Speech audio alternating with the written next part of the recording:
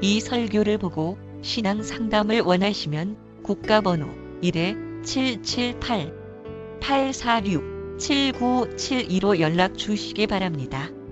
한국에서 상담을 원하시면 070-8265-2120입니다. 그리고 그 외에 더 많은 자료를 원하시면 인터넷 다음에서 임마누엘 오순절 교회를 검색하시면 쉽게 찾을 수 있습니다. 오늘 설교에 진리 되신 예수님을 발견하길 축복합니다. 하나님께서 우리에게 주신 말씀 마태복음 5장 1절에서 3절 말씀 한 목소리로 합독하겠습니다. 시작.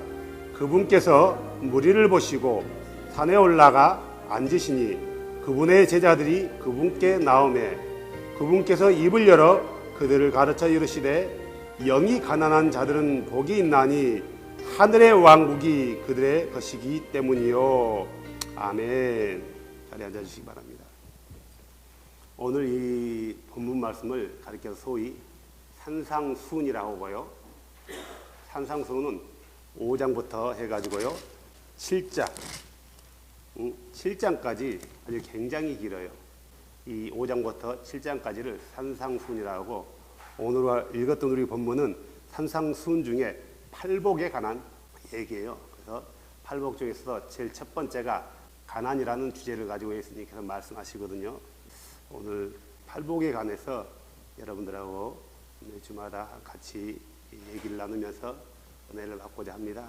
그동안 저도 팔복에 관해서 여러 번 설교를 한 적이 있지만 또 많은 목회자들이 이 팔복에 관해서 설교를 많이 해요. 설교를 많이 하는데 정말 이 팔복에 관한 이 내용들이 사람마다 조금씩 다르고 또 대부분의 공통점을 가지고 있더라고요. 그래서 이 말씀을 보면서 지금까지 내가 알고 있었던 대로 이 팔복의 말씀들이 과연 그 말씀인가 고민을 하게 되었고 또 묵상하게 됐고, 근데 사실은 그 말씀이 아니더라고요. 그 말씀이 아니고 굉장히 이 팔복의 말씀을 보다 보니까 이래서 예수님이 가난하라 했구나. 너무나 깨달아지고 너무나 놀라운 또 내용들이 이 안에 숨겨져 있어요. 그래서 이 얘기를 가지고 같이 은혜를 받고자 합니다. 세상 모든 사람들이 가난이란 것을 좋아하지 않아요. 누구나 가난은 싫어해요. 그죠? 목사인 나도 가난은 싫어해요. 왜요? 가난하면은 굉장히 불편하기도 하고요. 가난하면 제약받는 게 많고, 가난하면은 갖고 싶은 것도 못 갖고, 가난하면 먹고 싶은 것도 못 먹고, 가난하면 하고 싶은 것도 못 하는 거예요. 그래서 엄청 불편해요. 너무너무 불편해요. 그래서 이 가난은, 그래서 어떤 사람은 가난은 악이라고까지 해요. 악. 그래서 이 가난은 사람을 악하게 만들기도 해요. 때로는 가난이 사람을 겸손하게도 만들지만 가난이 악하게 만들어요. 어떤 면에서 가난은 악이기도 해요. 우리나라 속담에 가난은 나란 인도 못 구한대요. 아무리 부어줘도요, 아무리 돈을 갖다 부어도 가난한 나라를 구하게 못 만들어요. 안 되는 거예요. 가난은 해결이 안 돼요. 그래서 이 가난은 정말 사람을 비참하게 만들기도 해요. 그래서 이 가난 때문에 이 세상에는 온갖 악들이 많이 나와요. 악한 일들이 많이 나온다는 거예요. 그런데 이 가난을 예수님께서 굉장히 좋은 의도로 얘기했단 말이에요. 영이 가난한 자는 복이 있나니. 요즘 많은 사람들이 이 돈을 우상처럼 하나님보다 더 크게 섬기고 있어요. 심지어 교회를 다니는 사람들도 마찬가지예요. 돈 때문에 사람들이 너무나 많은 일들을 한단 말이에요. 왜요? 가난이라는 기준을 돈으로 보기 때문에 그래요. 그 교회 안에서도 어떤 사람들 이 돈에 내가 가지고 있는 내 우상인 이 돈을 누가 건들면은 그는 뒤집어지는 거예요. 지금 이 시대를 살고 있는 우리에게 가난한 자는 복이 있나니라고 말한다는 것은 너무나 재미없는 얘기예요. 부담스러운 거예요. 그런데 이 진정한 이 뜻을 예수님께서 뭐 때문에 가난한 자가 복이 있다고 얘기했는지를 안다라면은 이 가난이란 말이 예수님께서 말씀하시는 이 가난이라는 것이 저주도 아니고 악도 아니고 복이라는 거예요. 원래 가난이라는 그 단어의 의미는 굉장히 안 좋은 말이에요. 특히 우리나라가 개화가 되기 이전에 양반과 상놈이 구별되어 있었단 말이에요. 양반들은 언제나 잘 먹고 잘 살아요. 그리고 나서 일본이 침략해서요, 많은 사람들이 어려움을 겪어요. 먹을 것도 없는 거예요. 다 뺏어가니까. 전쟁용품을 뺏어가니까 쌀도 뺏어가고 짐승도 뺏어가고 돈도 가져가고 막 하다 보니까요. 이 먹을 게 없어지니까 나라는 피폐해지고 뭐 아무것도 안 되는 거예요. 그러다 보니까 어떻게 해요, 사람들이요? 먹을 게 없으니 굶어 죽잖아요. 이 얼마나 굶주린다는 것은 가난하기 때문에 굶주리는 거예요. 부한 사람이 굶주리나요? 안 굶주리는 거예요. 가난한 사람이 굶주려요. 성경에 봐도 너무나 가난하니까 심지어 어떤 일까지 벌어지냐면 자기의 자녀들을 잡아먹는 그런 일까지 벌어졌다는 거예요. 왜 그래요? 가난하니까. 적국이 쳐들어오니까 더 이상 농사가 안 되는 거예요. 먹을 것이 없는 거예요. 굶주리는 거예요. 아무것도 없는 거예요. 돈이 있어도 소용이 없는 거예요. 그래서 어떤 일을 벌여요? 자기 자녀를 잡아먹는 거예요. 우리나라에도 일제가 끝나고 또 6.25도 끝나고 이때 개발되지 않고 엄청 나라가 가난했단 말이에요. 뭐 그런 상황은 아니지만 너무나 가난하니까 사람들이 뭘 해요? 나무 풀뿌리를 깨먹는단 말이에요. 그것을 찧어요. 찧어가지고 죽을 쓴단 말이에요. 믹서기 같은 게 있어서 잘 갈아보면은 별로 그런 게 없는데 믹서기도 없잖아요. 절구로 찧기도 해요. 그래서 잘 찧어진 것은 어느 정도 부드러우지만 잘 찧어지지 않는 것들이 뾰족뾰족 가시 돼가지고 일단 먹어요. 먹으면 어떻게 돼요? 그것이요? 거시기를 긁어요. 나올 때. 거시기를 긁으면은 거시기에서 피난단 말이에요. 그래서 옛날에 거시기 찧어지게 가난한 말이 거기에서 유래된 거예요. 먹을 것이 없으니까 풀뿌리를 캐먹고 이 풀뿌리를 소화를 못 시키니까 그대로 나오면서 거시기를 스크래치는단 말이에요. 가난이란 것은 이래요. 그래서 많은 사람들이 가난을 싫어하는 거예요. 나도 싫어한다니까요. 가난은 좋아하지 않아요. 성경에도 그런 얘기 있어요. 시편에 보면은 주여 나를 너무 부하게 마시옵소서. 내가 주를 모른다 할까 두렵나이다. 주여 나를 너무 가난하게 마시옵소서. 내가 도둑질할까 염려되나이다. 누구도 가난은 싫어하는 거예요. 하지만 이 가난이라는 것은 내가 싫다 해서 안 오는 것도 아니고 또 부라는 것은 내가 좋다 해서 오는 것도 아니라는 거죠. 여기서 예수님이 말하는 이 가난의 의미는 아주 절대적인 가난이에요. 가령 예를 들면은 우리가 누가복음 보면은 부자와 나사로가 나와요. 이 가난에 해당하는 것은 나사로와 같은 상황이 가난이에요. 아무것도 없는 거예요. 절대적인 가난이에요. 가난에는 절대적인 가난이 있고 상대적인 가난이 있단 말이에요. 절대적인 가난이란 건 뭐예요? 아예 없는 거예요. 상대적인 가난이라는 건 뭘까요? 우리 노자매님은 1,000억이 있어요. 별로 안 좋은가 봐요. 1,000억이 있다니까요? 안 놀래요, 그냥. 엄마가 1,000억 있다는데 맹하고 있어, 그냥. 근데 우리 최자매님은 100억밖에 없어요. 죄송합니다. 100억밖에 없어. 이걸 가리켜 상대적인 가난이라고 해요. 오늘 본문에서는 이 상대적인 가난이 아니라 절대적인 가난이에요. 근데 모든 사람들은 절대적이든 상대적이든 가난하다고 생각하는 거예요. 근데 이 가난이 어떻게 우리에게 복이 될 수 있냐 이거예요. 호박에다 줄을 그어놓는다 해서 수박이 되지 않아요. 고양이에다가 줄을 그어놓는다 해서 표범이 되지 않는다고요. 가난은 가난이고 부는 부예요. 그래서 예수님은 이렇게 말씀하셔야 됐어요. 영이 부한 사람은 복이 있나니 하늘의 왕국이 저희들의 것이며 이렇게 얘기해야 되는데 예수님은 그렇게 얘기하지 않고 영이 가난한 자는 복이 있나니 하늘의 왕국이 그들의 것이며 라고 했단 말이에요. 우리가 이 말을 어떻게 이해하기도 힘들고 받아들이기도 힘든 말씀이란 말이에요. 그런데 오늘 우리가 분명히 기억해야 될 것은 이 말씀은 예수님께서 하나님으로서 그들의 백성에게 말씀하고 선포하는 것이라는 거예요. 결국 예수님께서 하나님으로서 하신 말씀에 그 진정한 의미를 안다면은 그래서 가난이 복이구나라고 얘기한단 말이에요. 이 말씀은 빛 되시고 진리 되시며 하나님 되시는 그분이 우리에게 말씀하는 진리예요. 그렇다면 영이 가난한 자는 복이 있나니 하늘의 왕국이 그들의 것이며라는 말씀은 참된 말이고 진리라는 거예요. 진리다. 우리가 먼저 생각해야 될 것은 영이 가난, 이것이 무엇을 의미하는가? 많은 목사들의 설교를 들어봤어요. 이 말씀에 대해서. 대부분의 목사들이 이렇게 해요. 영이 가난한 것은 마음을 비우는 거다.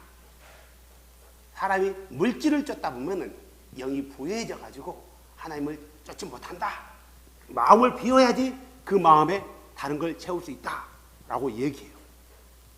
어떤 성경적인 성경 구절들을 잘 논리 있게 적용시켜 주는 거예요. 많은 사람들 그렇구나. 마음을 비워야지 그러는 거예요. 마음을 비워야지. 과연 마음을 비우는 것이 영이 가난한 것인가? 그래서 이 마음을 비우는 사람들, 이 영이 가난해져서 그들이 바로 하늘의 왕국의 주인인가? 그럴까요? 마음을 비우는 것이 영이 가난한 걸까요? 자, 과연 그런가? 이치적으로 생각해 봅시다. 우리가 불교에 가면은 해탈이라고 있어요. 해탈. 해탈이라는 것은 이 세상의 모든 잡념에서 벗어나 마음을 비우는 거예요. 그래야지 비로소 자기가 부처가 된다는 거예요. 깨닫게 된다는 거예요. 자, 그러면은 마음을 비웠단 말이에요. 절에 가서요. 수양을 쌓아서. 그러면 하늘의 왕국이 그들의 것일까요? 아니라는 거예요. 우리가 잘 아는 철학자 소크라테스. 그는 감옥에 갇혔을 때 제자들이 찾아왔어요. 선생님, 지금 도망가셔야 됩니다. 선생님을 죽이려고 합니다. 그가 뭐라고 했어요? 얘들아, 악법도 법이란다. 마음을 비웠단 말이에요. 자기 생명을 포기했어요. 하늘의 왕국이 소크라테스의 것일까요? 힌두교에는요, 마음을 비우기 위해서 뭐예요? 앉아가지고 별 포즈를 다 취하잖아요. 이걸 가지고 요가 그래요. 요가의 진정한 목적은 마음을 비우는 거예요. 그래서 신의 경지에 도달하는 거예요. 자, 요가에서 마음을 비웠어요. 하늘의 왕국이 그들의 것일까요? 아니라는 거예요. 모든 종교들이, 우리가 말하는 종교라고 말하는 대부분의 종교들이 마음을 비우자 그래요. 캐톨릭도 마음을 비우자 그래요. 요즘 한남에 가면은, 하나는 가면은 신문지라든가 잡지 이런 데 보면은 마음 수련이라고 있어요. 그 사람들하고 몇 차례 얘기했지만 마음을 비우면은 모든 것이 해결된대요. 마음을 비우지 않고 세상 모든 걸로 어물러도 가득 차 있으니까 염려가 나오고 불안이 나오고 근심이 걱정이 나와서 사람을 병들게 하고 스트레스 받게 한대요. 그래서 마음을 비우자라고 해서 마음을 비운 데는 수련이 필요하다는 거예요. 수련이. 그래서 어떤 사람은 마음을 비웠대요. 그래서 너무너무 행복하대요. 염려가 없대요. 근심이 없대요. 스트레스가 없대요. 왜요? 마음을 비웠거든요. 마음을 비운 거예요. 교회에서만이 마음을 비운다고 생각하면 큰 오산이에요. 세상 종교에서도 마음을 비우는 거고, 종교를 따라 개인의 수련을 통해서도 마음을 비울 수 있다는 거예요. 그러면은 하늘의 왕국이 그들의 것일까요? No. 예수님은 그런 의도로서 영이 가난한 자가 복이 있다고 말씀하지 않았단 말이에요. 부처도 마음을 비웠고요. 석가모니요. 우리가 잘 아는 성철 스님도요. 그도 마음을 비운 사람이에요. 그러니까 그는 평생 이쪽하고 등을 대고 잠을 잔 적이 없단 말이에요. 땅바닥에. 수양을 쌓기 위해서 마음을 비우기 위해서 자기가 머무는 집에 울타리를 쳐서 사람들도 오지 못하게 했어요. 몇 년을. 마음을 비운 사람이에요. 그렇지만 그는 죽을 때 자기는 사람들에게 거짓말한 자라고 지옥에 떨어진다라고 그는 고백하면서 죽었단 말이에요. 사랑하는 여러분, 오늘 본문에서 영이 가난한 자가 복이 있나니 하늘의 왕국이 저희의 것들이요라고 말했다는 것은 바로 마음을 비우라는 말이 아니라는 거예요. 또 어떤 이들은 물질 가진 것이 많이 있으면은 마음을 비우지 못한다. 영이 가난해질 수 없다라는 거예요. 영이 가난한 것과 물질은 상관이 없어요. 물론 물질이 많은 사람들이 하나님보다도 다른 것에 포커스를 맞추는 경우는 많아요. 가진 자들이 더 욕심을 내거든요, 원래는요. 그런 의미에서는 가진 자들이 오히려 뭐랄까요? 영이 가난해진다는 것은 확률적으로는 적단 말이에요. 하지만 근본적인 의미에서는 물질이 많다 해서 영이 가난하지 않는다는 말은 어울리지 않는 말이다 이거예요. 영이 가난한 말이 무슨 말일까? 뭘까 영이 가난할까? 예수님이 하신 말씀의 의도를 보면은 예수님은 언제나 뜬금없이 얘기하는 게 아니라 그 시대와 그 상황에 맞게끔 얘기한단 말이에요. 그들이 잘 받아들일 수 있도록 그들의 눈높이에서 그는 얘기해줘요. 왜요? 우리의 지혜는 이 땅에 있고 그분의 지혜는 하늘에 있기 때문에 하늘의 지혜로 얘기하면 사람들이 깨닫지 못하는 거예요. 조그만 어려운 비유만 들어도 주여 그 뜻이 무슨 뜻이냐니까 라고 비유 때마다 와서 물었단 말이에요. 언제나 그분은 우리가 알아들을 수 있는 상황에서 말씀을 해줘요. 그럼에도 불구하고 우리는 알아듣지 못해요. 왜 예수님께서 영이 가난한 자가 복이 있다 했을까? 왜 그랬을까? 아주 간단해요. 이 의미를 알려면은 이 말씀을 듣고 있는 이 청중들이 어떤 사람인지 알면 돼요. 그리고 그 청중들이 살고 있는 그 시대가 어떤 시대인지 알면은 그래서 예수님께서 이 말씀을 비유했구나. 천국을 소유하게 될 사람들의 믿음이 이래야 되는 거에서 이래서 이 말을 했구나 라는 걸 알 수 있다는 거예요. 자, 먼저 이 말씀을 듣고 있는 사람들은 대부분이 유대인이라는 거예요. 이방인이 아니라는 거죠. 많은 지역에서 그분의 소식을 듣고 사람들이 왔단 말이에요. 시리아 온 지역에 그분의 소문이 났을 때 많은 사람들이 거리 몰려들었어요. 하지만 대부분이 디아스포라들이란 말이에요. 간혹가다 이방인들도 있었단 말이에요. 하지만 대부분이 청중들이 누구다고요? 유대인이다. 쉽게 말하면은 오늘날로 말하면은 그분의 말씀을 듣는 청중들이 누구다고 교회에 다니는 사람이라는 거예요. 교회에 다니는 사람. 예수 믿는다고 하나님을 믿는다고 교회에 다니는 사람들이에요. 그들에게 예수님이 말하는 거예요. 여기 가난한 자가 복이 있다. 바로 하늘의 왕국은 그들의 것이다. 길가에 지나가는 사람한테 얘기하지 않았단 말이에요. 이방인들에게 너희가 영이 가난해야 하늘의 왕국을 소유할 수 있다고 말하지 않았어요. 교회 안에 있는 사람이란 말이에요. 유대인이요, 유대인. 유대인은 어떤 민족인가요? 그들은 창조주로부터 택함받은 민족이에요. 그래서 그 창조주, 그분을 아도나이라고 하는데, 주님이라고 하는데, 그 주에 대한 뭘 가지고 있어요? 지식이 있단 말이에요. 아무것도 없는 사람이 아니란 말이에요. 주에 대한 지식을 가지고 있어요. 그분이 어떤 분이라는 것을. 그들은요, 그분으로부터, 그 창조주로부터 말씀을 받았던 사람들이고, 그 창조주로부터 약속을 받았던 사람들이에요. 그런데 그 사람들이요, 지금 상황이 어떤 상황이에요? 로마의 식민지가 됐어요, 그 나라가요. 아도나이의 말씀을 받았던 그 사람들이 로마의 식민지가 됐단 말이에요. 왜 그랬어요? 범죄했기 때문에. 하나님의 말씀, 그 창조주의 말씀을 무시하고 땅에 던져버렸기 때문에 아도나이도 그들을 땅에 던져버렸단 말이에요. 세상 사람 가운데 밟히도록. 그래서 깨닫게 하려고요. 돌아오게 하려고. 자, 이 유대인들이 로마의 포로가 돼서 했던 게 뭐예요? 로마의 통치를 받으면서 뼈 빠지게 일어서 로마에 세금을 내는 거예요. 세금을 못 내면 어떻게 돼요? 와서 그나마 가지고 있는 것을 다 빼앗아 가버리는 거예요. 세금을 못 내면 나라에서 그들을 노예로 끌고 가버리는 거예요. 그들의 자녀들을요. 때로는. 그러다 보니까 이들이 대부분의 사람들은 가난했단 말이에요. 일부 소수만 부하게 된 거예요. 종교 지도자들과 로마의 정치학 결탁했던 일부 기득권 세력만 어떤 떵떵거리고 먹을 수 있는 상황이에요. 그게 10%도 안 되는 거예요.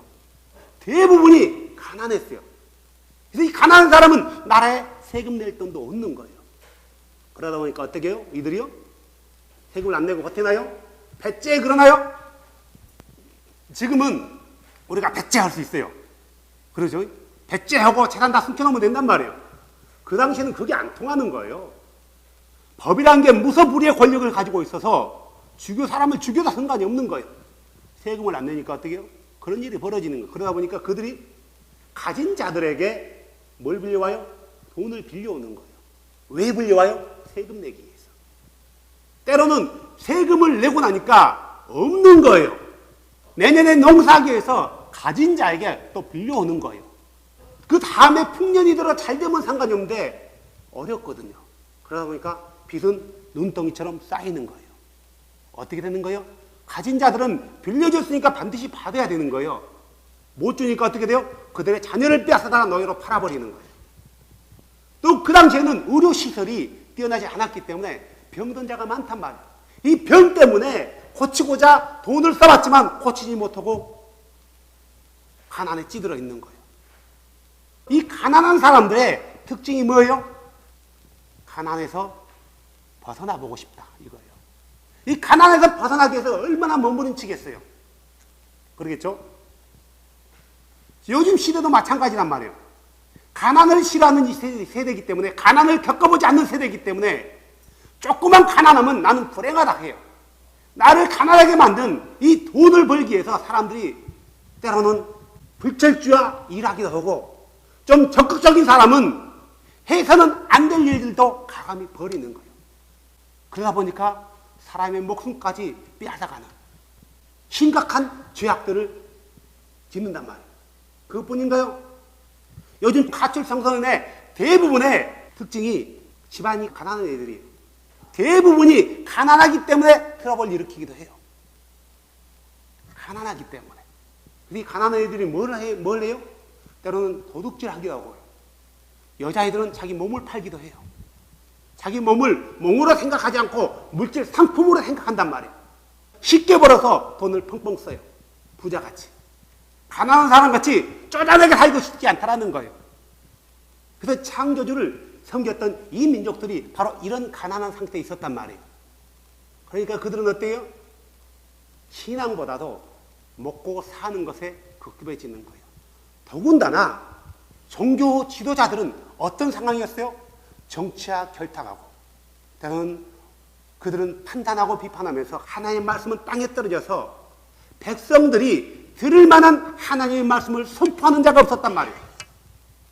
그러니까 백성들은, 예수님의 말씀을 듣는 그 청중들은 하나님의 나라에 대해서 열망함도 없고 갈망도 없고 먹고 살기에 바쁜 거예요. 그러다가 서기관과 제사장들과 바리새인들이 가르치는 말씀보다 너무 다르게 가르치는 분이 나타나셨단 말이에요. 그분은 말로만 하는 게 아니라 그분의 삶 가운데서 말씀으로 선포하면 기적들도 일어나는 거예요. 병 때문에 가난하게 된 사람이 병이 해결됐단 말이에요. 많이 모여드는 거예요. 가난 때문에 몸부림쳤던 사람들이 모여들기 시작한 거예요. 그들의 가치관은 여전히 세상에 있는 거예요. 여전히 내가 가난에서 해방되는 길이 내가 사는 길이라고 생각했단 말이에요. 그런 사람들에게 예수님은 이렇게 말씀했단 말이에요. 영이 가난한 자는 복이 있나니 하늘의 왕국이 그들의 것이며. 다시 말해서 무슨 말이냐면은 가난한 사람만이 그 가난에서 탈출을 하고자 한단 말이에요. 그들의 영이 가난한 사람만이 내가 영이 가난하구나. 뭐라고요? 그 영의 가난에서 탈출하고자 한단 말이에요. 예수님은 영이 가난한 사람은 끝까지 영이 가난하고 말하지 않아요. 주님 오실 때까지 영이 가난하게 살라고 하지 않단 말이에요. 우리가 영이 부여해 줄 수 있는 방법이 있어요. 영이 가난한 자는 영이 부여해야지 하늘의 왕국이 그들의 것이 될 수 있단 말이에요. 그런데 끝까지 마음을 비우고 가난하래요. 그러면은 뭔가 잘못된 거 아닌가요? 뭔가 잘못 가르치고 있는 거 아닌가요? 그 당시 예수님의 말씀을 들었던 유대인들의 그 상태는 어떤 신앙이라는 것은 액세서리. 어차피 우리는 선민으로서 구원받은 백성이기 때문에 지금 나에게 중요한 것은 현실이지 내 영이 아니다 이거예요. 근데 예수님은 그 반대로 얘기하는 거예요. 영이 중요하다. 네 영이 부해야만이 네가 하늘의 왕국을 소유할 수 있다 이거예요. 근데 너의 상태를, 영이 가난한 상태를 알아야 된다 이거예요. 알아야 된다. 자, 하나님의 나라가 임했는데도 그 말씀을 듣는 그들은 깨닫지 못했어요. 그러죠? 우리가 잘 아는 요한복음 1장 1절에서 10절에 이렇게 나와 있어요. 처음에 말씀이 계셨고 말씀이 하나님과 함께 계셨으며 말씀이 하나님이셨더라. 바로 그분께서 처음에 하나님과 함께 계셨고 모든 것이 그분에 의해 만들어졌으니 만들어진 것 중에 그분이 없이 만들어진 것은 하나도 없었더라. 그분 안에 생명이 있었으며 그 생명은 사람들의 빛이었더라. 그 빛이 어둠 속에 비치되 어둠이 그것을 깨닫지 못하더라. 하나님께서 보내신 사람이 있었는데 그의 이름은 요한이더라. 바로 그가 증언하러 왔으니 이것은 그 빛에 대하여 증언하여 모든 사람이 자기를 통해 믿게 하려 함이라. 그는 그 빛이 아니요 그 빛에 대해 증언하도록 보내어진 자더라. 그 빛은 참 빛으로 세상에 들어오는 모든 사람을 비추느니라. 그분께서 세상에 계셨으며 세상이 그분에 의해 만들어졌으되 세상이 그분을 알지 못하였고 그분께서 자기 백성들에게 오심에 그분의 백성이 그분을 받아들이지 아니하였으니. 지금 이스라엘 백성들의 상태인 사람들은 자기가 영이 가난하다는 것을 모르는 거예요. 그래서 주님은 그걸 알라는 거란 말이에요. 알아야지, 자기가 가난한 상태를 알아야지 부하고 싶은 부를 추구할 수 있단 말이에요. 모든 사람이 다 가난해요. 부하고 싶은 욕망이 있을까요? 없단 말이에요. 하지만 부하게 사는 사람들을 봤기 때문에 내가 가난하다고 느끼는 거예요.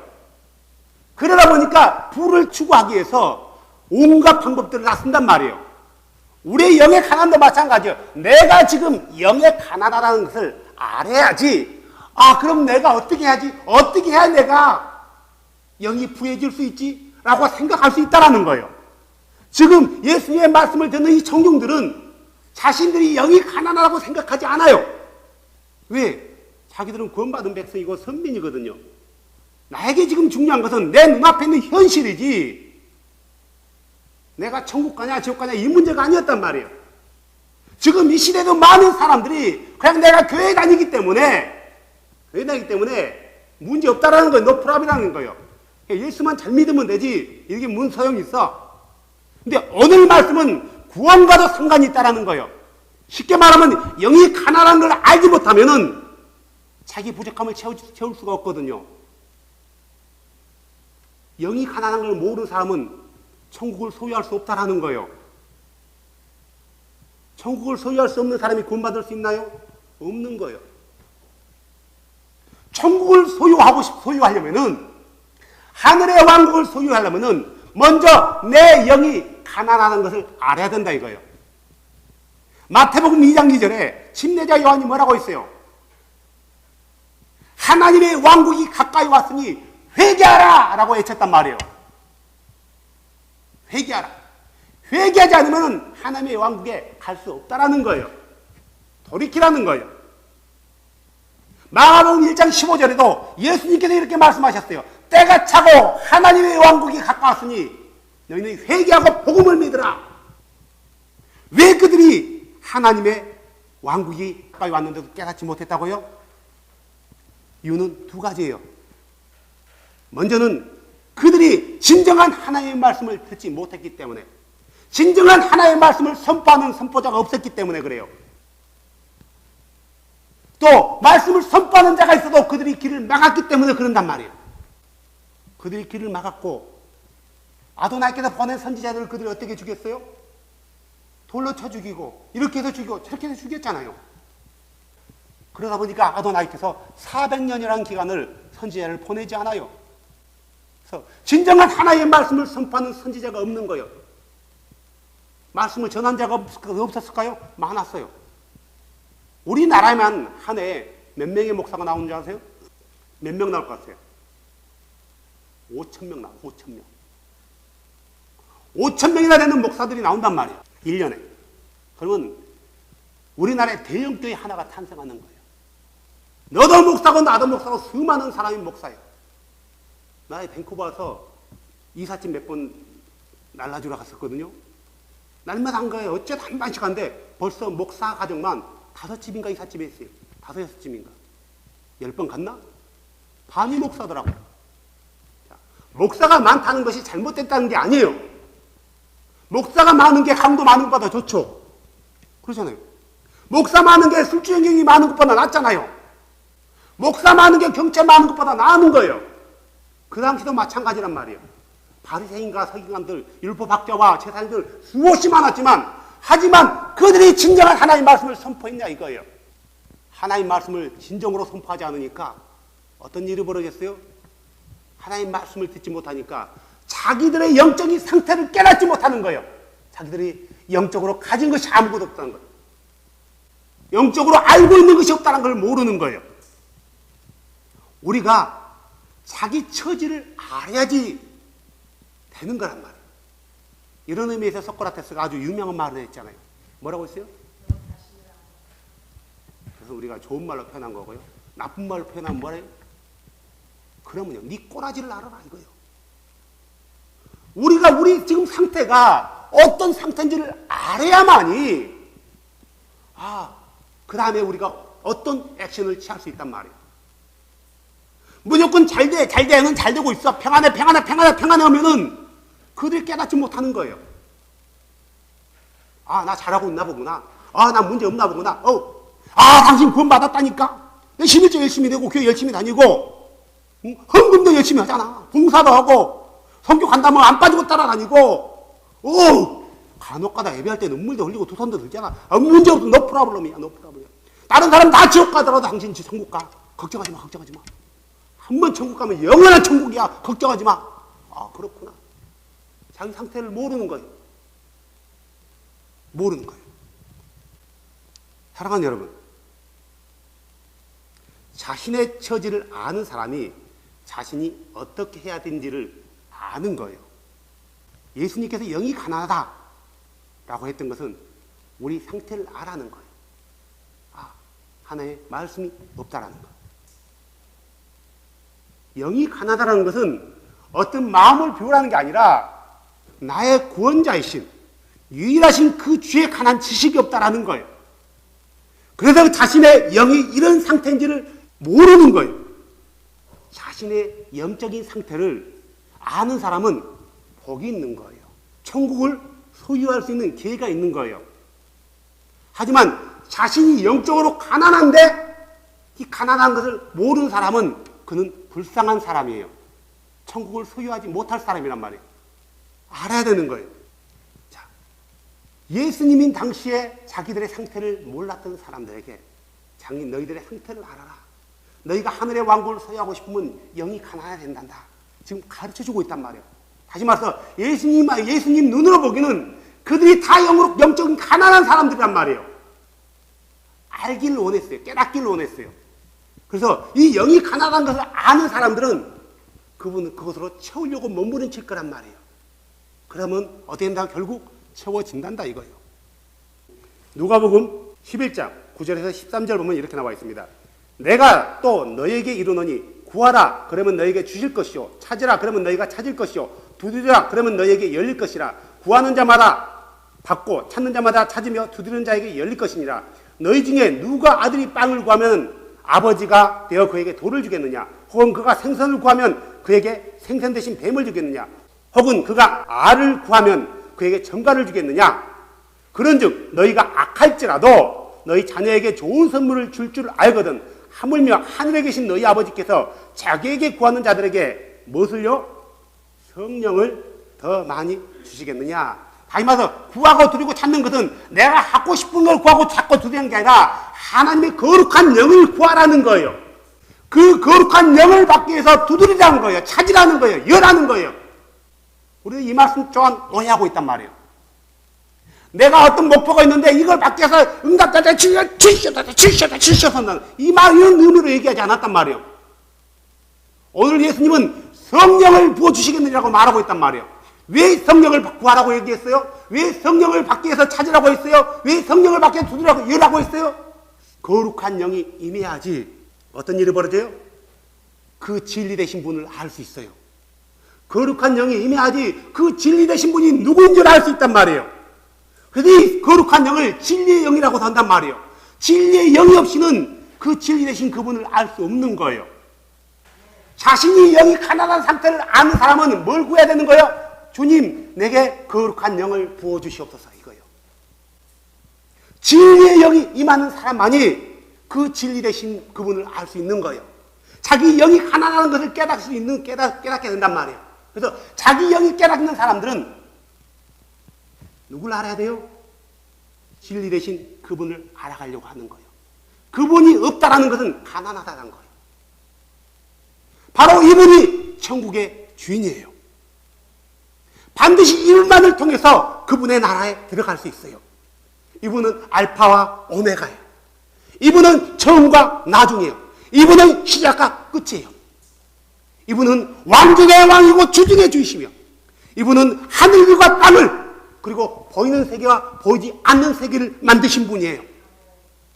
이분이 하늘과 땅을 만들 때 그 누구와 의논하지 않고 홀로 만드셨어요. 이분이 세상을 창조할 때 그분 옆에는 다른 하나님이 없었어요.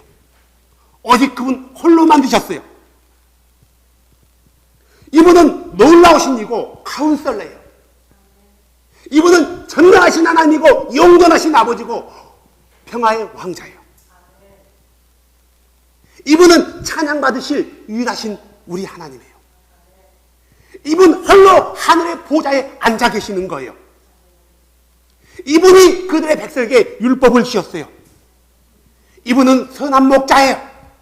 이분은 생명의 떡이에요. 이분은 영원히 우리를 목마르지 않게 할 생명의 생수예요. 이분은 든든한 반석이에요. 이분은 자신의 형상대로 우리를 만들었다고 했어요. 오직 그분에게만이 죽음이 있지 않아요. 그분은 아무도 접근하지 못할 빛 가운데 거하시는 분이에요. 아무도 그분을 보지 못했어요. 넌 볼 수 없어요. 그분께만이 존귀와 영광과 권능이 있어요. 이분은 모든 창조물 중에서 거룩한 영에서 처음 난 자예요. 이분은 2000년 전에 육체 안으로 오셨어요. 그래서 33년 동안 우리 가운데 머무셨단 말이에요. 임마누엘 하셨어요. 임마누엘 하신 유일하신 하나님이에요. 그분만이 홀로 지혜로우신 참 하나님이에요. 그분에게만이 죄가 없어요. 그분만이 우리의 죄를 용서해 줄 수 있어요. 이분 전에는 죽었다 살아난 자가 없어요. 이분은 전에 죽었던 자지만 그는 지금은 살아계신 자예요. 그분은 하늘로 올리우신 분이에요. 그분은 다시 오신 만왕의 왕이에요. 그분은 심판주예요. 그분은 재림의 주예요. 이분은 내가 만난 유일하신 하나님이에요. 이분은 처음에도 거룩한 영이셨고 지금도 거룩한 영이에요. 바로 이분은 예수 그리스도예요. 예수 그리스도예요. 예수 그리스도예요. 이것을 모르는 사람은 영이 가난한 사람이에요. 이것을 모르는 사람은 그분의 백성이 될 수 없어요. 이사서 52장 6절에 뭐라고 있어요? 내 백성은 내 이름을 알리라 그랬단 말이에요. 이분에 대해서 구약의 백성들은 아도나이 주님 이렇게 불렀어요. 주님은 그의 백성들에 대해서 내 백성이 지식이 없어 망한다고 했단 말이에요. 영이 가난한 사람은 왜 가난했을까? 이분으로 채우지 못했기 때문에, 이 진리를 몰랐기 때문에 그분으로 채우지 못하는 거예요. 교회 다닌다 해서 영이 부해지는 게 아니에요. 찬양한다 해서 영이 부해지는 게 아니에요. 헌금한다 해서 영이 부해지는 게 아니에요. 그분을 알아야만이 부해질 수 있는 거예요. 그분을 알아야만. 그분을 알아야만. 자, 비로소 그분이 아도나이셨구나. 우리에게 율법을 주셨던, 우리를 창조하신 바로 전능하신 그분이었구나. 아는 사람들 어떻게 할까요? 나도 알아. 이래요? 이러냐고요. 이 사실을 아는 사람은 바로 이분이셨구나. 뭐라는 거야? 자기 가슴을 치는 거예요. 스가랴서 12장 10절에 뭐라고 있어요? 이 가슴을 치는 자들에게, 그런 사람은 아도나이께서 그들에게 은혜의 영과 강구의 영을 부어준대요. 스가랴서 12장 10절에 내가 다윗의 집과 예루살렘 거주민들 위해 은혜의 영과 강구의 영을 부어주리니 그들이 나곧 자기들이 찌른 나를 바라보고, 어떻게 해요? 무슨 말이에요? 그분이 2000년 전에 우리가 찔렀던 그분이 누구다고요? 아도나이셨구나. 우리의 창조자이셨구나. 우리에게 율법을 주신 자였구나. 알고 어떻게 해요? 끝났나요? 아니요. 그리고 뭐 한다 했어요? 사람이 자기의 외아들을 위하여 애곡하듯이 그를 위하여 애곡하며, 외아들이 죽은 거예요. 마치 잃어버린 죽은 애아들을 위해서 애곡한 것처럼 우리가 찔렀던 분이 그분이었구나. 우리가 결국 아도나이를 찔렀구나. 이걸 알게 된다는 거예요. 그래서 어떻게 해요? 사람이 자기의 처음 난 자를 위하여 몹시 슬퍼하듯이 그를 위하여 슬퍼합니다. 그래서 어떻게 하는 거예요? 그분을 알고자 채우고자 몸부림치는 거예요. 내가 그분의 왕국을 소유하는 길은 그분으로 채우는 거구나. 나의 창조자이신, 나의 유일한 하나님이신 그분을 아는 것. 여기서부터 우리의 영의 가난함을 해결할 수 있는 길이 열린단 말이에요. 그걸 안다 해서 채워지는 거 아니에요. 알아야만이 채울 수 있는 길이 열려지는 거예요. 알아야만이. 그래서 그는 그분을 더 알려고 계속해서 달려가는 자에게, 계속해서 추구하는 자에게, 계속 갈망하는 자에게 알게 해주세요. 어떻게 알게 해주세요? 아침을 기다리는 자에게 햇빛처럼, 비를 기다리는 농부에게 빛처럼 알게 해주신단 말이에요. 아침을 기다리는 자에게 햇빛이 얼마나 반가워요. 얼마나 기쁨이에요. 비를 기다리는 농부에게 비가 얼마나 기쁜 소식이에요. 호세아서 6장 3절에 이렇게 말하고 있어요. 우리가 계속해서 주를 알고자 한다면은 그때에 우리가 알리라. 그분에 나오시면 아침같이 예비되어 있으며 그분께서는 비같이 곧 땅에 내리는 늦은 비와 이른 비같이 우리에게 임하시리라. 많은 사람들이 이분을 어렵다고 생각해요. 이분을 신비라고 생각하는 거예요. 이분을 미스테리라고 생각하는 거예요. 그러니까 어때요? 힘들고 어려우니까 그분을 아는 것을 포기해버리는 거예요. 목사를 통해 그걸 알려고 하지만 너무 알려고 하는 것은 잘못된 거야. 그분은 신비인데 어떻게 알라고 해요? 우리가 어떻게 다 알아 그래요? 근데 성경에는 뭐라고 얘기하고 있어요? 우리가 알고자 한다면 안 돼요. 주는 뭐라고 있어요? 나는 너희들이 나를 알기를 원한다라고 얼마나 얘기하고 있어요. 내 백성은 내 이름을 안다라고 얘기하고 있단 말이에요. 하나님은 미스테리였어요. 아도나이는 미스테리였단 말이에요. 그래서 아도나이가 주신 모세의 글을 읽을 때는 미스테리 안에 있었기 때문에 백성들이 깨닫지 못했단 말이에요. 고린도후서 3장 15절, 16절, 17절은 뭐라고 나와 있어요? 이날까지도 모세의 글을 읽을 때 그 베일이 그들의 마음을 덮어 있었고, 덮어 있었으니까 뒤에가 보여 안 보여? 안 보이는 거예요. 이걸 갖다 미스테리 그러는 거예요. 신비 그러는 거란 말이에요. 그럼에도 불구하고 그들의 마음이 주께로, 주 예수께로 돌아선다면은 그 베일이, 그 신비가 벗겨지리라. 아도나이의 신비가 벗겨진대요. 17절에 이제 주께서는, 주 예수님은 뭐라고요? 영이시니. 주는 영이시래요. 주의 영이 계신 곳에 거기는 자유함이 있느니라.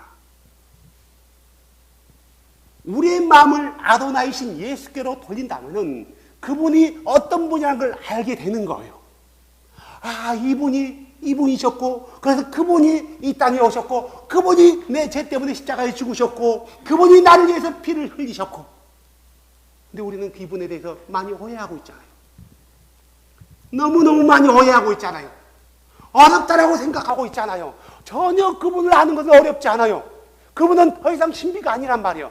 우리가 그분께로만 마음을 돌이킨다면은 우리가 신비라고 여겼던 그 신비가 벗겨지는 거예요. 그 신비가 벗겨지는 순간 우리가 영의 가난에서 해결될 수 있는 방법들, 길이 열리는 거예요.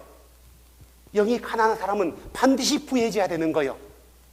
영의 부유함을 가져야 되는 거예요. 예수 그리스도를 아는 것이 영의 부유함이에요. 거기서부터 영의 부유함이 시작되는 거예요. 그분을 모르는 것은 그는 평생도록 물질적으로는 부할 수 있을지 모르겠지만 영적으로 가난한 자로서 결국 하나님의 그 왕국을 취하지 못하고 문턱 앞에서 쫓겨날 수 있다는 거예요. 그분께로 마음을 돌이킨다면 자유해야 돼요. 어떤 사람이 자유할 수 있어요? 이 진리를 알고 진리를 채우는 사람, 다시 말해서 그 진리 되시는 그 예수로 채워가는 사람만이 참으로 자유할 수 있어요. 참으로요. 왜요? 이들의 마음이 하나님의 왕국으로 채워졌기 때문에요. 진정한 자유는, 진정한 자유와 행복은 유일하신 주 예수 그리스도로 그분으로 채워졌을 때만이 시작되는 거예요. 그래서 하나님의 왕국이 우리 안에 있다라고 얘기하고 있는 거예요.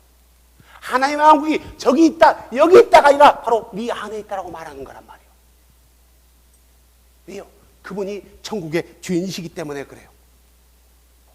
하나님의 왕국을 소유한 자만이 진정으로 행복한 자가 될 수 있단 말이에요. 하나님의 왕국을 소유한 사람들은 그분 때문에 그분의 왕국을 소유하기 위해서, 기하기 위해서 때로는 스스로 부를 포기하는 사람도 있어요. 스스로 편리함을 포기하는 사람이 있단 말이에요. 그들은 영원한 것을 위해서 영원하지 않는 것을 포기하는 거예요. 천국을 소유한 그분으로 부요해진 사람들은 그분의 영원한 나라, 아름다운 나라, 그 나라를 포기하지 않기 위해서 때로는 그분 때문에 감옥에 들어가는 거예요. 그들은 감옥에 들어서 원망보다도 찬양과 기도로 주께 영광 돌리는 거예요. 왜냐하면 그 안에 하나님의 왕국이 자라고 있기 때문에 원망보다도 찬양이 나오는 거예요. 천국을 소유한 부유한 사람들은 그 소유가 더 풍성해지기 위해서 때로는 목숨을 포기해요. 스스로 불 가운데로 들어가요. 스스로 사자밥이 되는 거예요. 이런 의미에서 예수님은 누가복음 17장 21절에 뭐라고 했어요? 보라, 하나님의 왕국은 너희 안에 있느니라. 이런 의미에서 마태복음 11장 12절에 뭐라고 했어요? 천국은 어떻게 취한대요? 폭력배들이 남의 물건을 빼앗는 것처럼 이렇게 천국은 채워진대요. 왜 빼앗아요? 가난하니까. 가난한 걸 알았기 때문에 빼앗는 거예요. 마치 내 영이 가난하다는 것을 아는 사람들은 폭력배들처럼 천국을 취하는 거예요. 그래서 그들은 결국 어떻게 돼요? 부요해지는 거예요. 이 부요한 사람에게 하늘의 왕국이 주어지는 거란 말이에요. 그래서 우리가 영이 가난하다는 것을 아는 것은 기회인 거예요. 기회. 사랑하는 여러분, 이 천국을 소유한 사람은 천국을 지키기 위해서 또한 전파하기 위해서 어떻게 살았어요? 우리가 잘 아는 느지막하게 이 천국의 비밀인 예수를 알았던 사도 중에 제일 나중된 자, 스스로 만삭되지 못했다고 고백했던 자, 나는 죄인 중에 케이스라고 고백했던 사도 바울은 뭐라고 했어요? 고린도후서 11장 24절 27절은 뭐라고 했어요? 이 천국을 소유하고 지키고 전파하기 위해서 마흔에 하나를 뺀 39대의 매를 몇 번 맞았어요? 5번. 3번은 멍둥이로 맞고, 1번은 돌로 맞고, 3번은 파산당하고, 한밤과 한낮을 기풍석에 있었으며 자주 여행하면서 물들의 예언과 강들의 예언과 동포로의 예언과 이교도로에 대한 예언과 도시의 예언과 광야에서의 예언과 바다의 예언과 거짓 형제들 가운데 예언을 당하였고, 또 지치고 아프고 여러 밤을 새우고 굶주리고 목마르며 여러 번 금식하고 추위를 당하고 헐벗었대요. 이것이 자기에게는 불행이라고 생각하지 않았던 거예요. 왜요? 그 안에는 천국이 자라고 있었기 때문에, 그 안에는 하나님의 왕국이 있었기 때문에 그러는 거예요. 사도 바울이 영이 가난한 사람이 되었나요? 그는 가난하다는 것을 알았어요. 누구를 통해서요? 아도나이를 만나고 나서. 그러고 나서 그는 아도나이로 채워지면서 그는 부유해지는 거예요. 그래서 부유해진 그 천국을 자기 혼자 소유하지 않고 어떻게 했다고? 나누고 싶었던 거예요. 부유해야만이 나눌 수 있는 거예요. 그래서 이 천국은 퍼져가 나가는 거예요. 어떻게? 누룩처럼요. 누룩처럼. 사도행전 16장 25절에 그는 복음을 전하다가 이 천국을 소유한 채 천국을 나누다가 신라가 어떻게 됐어요? 감옥에 갇혔지 않습니까? 원망 대신에 찬양과 기도로 저는 주께 영광 돌렸단 말이에요. 예수로 채웠던 부여해진 베드로는 어떻게 했어요? 그가 전에는 그분을 부정하고 도망갔지만 그가 예수로 채워진 이후로는, 부여해진 상태로는 그 복음을 전하다가 결국은 끝내 거꾸로 십자가에 매달려 죽었지 않습니까? 천국을 소유한 스데반은 어떻게 됐어요? 이 천국의 실제이신 예수를 모르는 자들에게 예수를 선포하다가 돌에 맞으면서 원망하면서 죽었나요? 성경 기자가 보길 그의 얼굴은 천사와 같았대요. 왜 그랬을까요? 영이 부여해졌거든요. 천국으로 채워졌거든요. 예수 그리스도로 채워졌거든요. 예수 그리스도 채워진 거예요. 천국을 소유한 사람은, 그의 영이 부여해진 사람은 다른 거예요. 달랐어요. 더 채우기 위해서, 더 풍성해지기 위해서 때로는 자기 기득권을 배설물로 여기는 거예요. 그 나라를 위해, 그분의 뜻을 위해서 살아가는 거예요. 그래서 우리가 영이 가난한 자는 복이 있나니 하늘의 왕국이 그들의 것이며라고 했을 때는 중요한 것은 내가 영이 가난한가 가난하지 않는가를 알아야 되는 거예요. 이것을 어떻게 알 수 있냐? 내가 만물의 근본이신 창조자이신 그 아도나이를 아냐 모르느냐, 여기서부터 시작하는 거예요. 그분을 알지 못한다면 아무리 내가 많은 선한 일을 했다 할지라도, 아무리 내가 마음을 비웠다 할지라도, 아무리 내가 많은 사람을 내 몸을 불사르게 내어준다 할지라도 그는 천국을 수여하는데 끝내 실패하게 될 거란 말이에요. 사랑하는 여러분, 내가 영이 가난한지 부유한지는 내가 그 아도나이를 어떻게 생각하고 있는지. 사랑하는 여러분, 여러분들은 지금 그 아도나이를 알고 계세요. 이제는 부유한 자가 될 수 있단 말이에요. 더 그분을 채우기 위해서 목말라야 되는 거예요. 더 그분의 물줄기를 마시기 위해서 다른 것을 구해야 되지 않는 거예요. 더 두들겨야 되는 거예요. 더 열어야 되는 거예요. 더 찾아야 되는 거예요. 그러면 두드리는 자에게 열려질 것이고요, 찾는 자에게 찾을 것이고, 여는 자에게 열릴 거란 말이에요. 구하고 찾고 두드리는 자에게 주실 거란 말이에요. 뭘 줘요? 거룩한 영을. 왜 줘요? 그분으로 더 채워지기 위해서요. 자기가 영이 가난한 것을 모르는 사람은 그 인생은 비참한 인생이에요. 결국 그의 종말은 비참한 종말을 맞이하게 될 거란 말이에요. 우리는 그분 앞에 서는 그날까지 우리 안에 그분의 진리로 채워야 돼요. 그리고 채워진 이 진리를 나 혼자 소유하는 게 아니라 많은 사람들에게 나눠줘야 되는 거예요.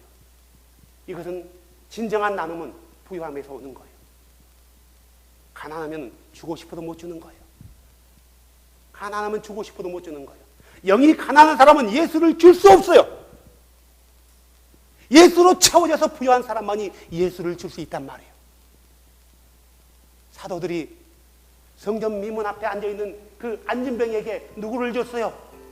내가 너에게 근강은 내게 줄 수 있는 것은 없지만 내가 가진 것이 하나 있어. 뭐예요? 곧 예수 그리스도의 이름으로 명하노니 일어나 걸어라. 그 가난병에게 줬던 것은 금과 은이 아니었고 예수 그리스도요. 왜 줬어요? 그들은 예수 그리스도로 채워졌기 때문에 줄 수 있었던 거란 말이에요. 그전에는 안 채워졌기 때문에 못 주고 도망갔단 말이에요. 그래서 천국은 바로 그들의 것이었어요. 그들의 것이었어요. 사랑하는 여러분, 예수님은 말씀하셨습니다. 영이 가난한 자는 복이 있나니 천국이 저희 것이. 최소한 내가 영이 가난한 것을 안다는 것은 내가 그분으로 채울 수 있는 기회가 있다는 거예요. 기회가 있다는 것을 아는 사람은 이것을 알고도 놓치면 그는 불행한 사람이지만 그 진리 대신 그 유일하신 참 하나님 되시는 그 예수, 그분이 육체 안으로 오셨다는 사실을 알았다면 이제는 우리가 잘못 알고 있었던 그분에 대한 생각들을 에브리띵 체인지하고 바꿔야 돼요. 때로는 잘못된 것은 잘라내야 돼요. 아프다 할지라도 잘라내야 되는 거예요. 다른 사람이 그에게 손가락질한다 할지라도 그 천국을 소유하기 위해서 잘라내야 되는 거예요. 그렇지 않고서는 절대로 그의 나라를 채울 수 없어요. 그의 나라를 소유하는 사람은 그의 얼굴에서부터 달라져. 그의 삶에서 달라져. 사랑은요, 진정으로 영이 가난하다는 것을 아는 천국을 소유하신 복을 누린 사람.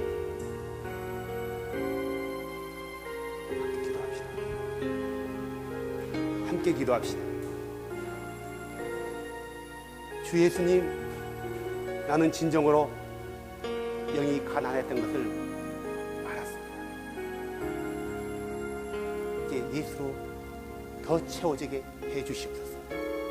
이런 마음을 가지고 그분을 높이고 그분을 경배하며 함께 결단하며 주 예수 앞으로 가까이 나아갑시다.